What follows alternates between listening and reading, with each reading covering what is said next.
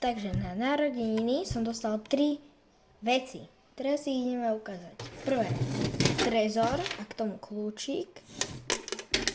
Ďalšie, túto hru, možno je tam volať čo iné. Uvidíme. A nakoniec tento papierový box. Takže prvé si otvorím trezor.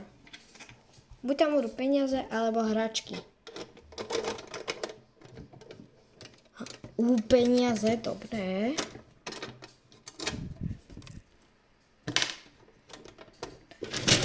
Ďalší sa pozrieme toto.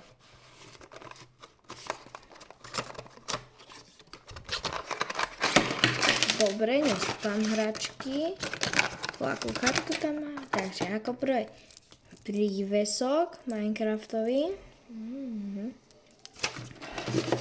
Potom takáto kartička.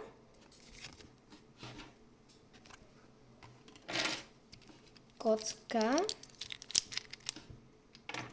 A ďalší prívesok. Takéto.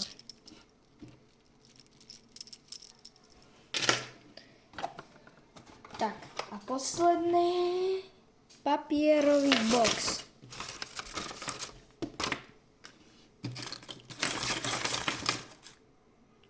Takýto dobrý kryštál. Náramok. Píšťalka funguje. Funguje. Ako posledné.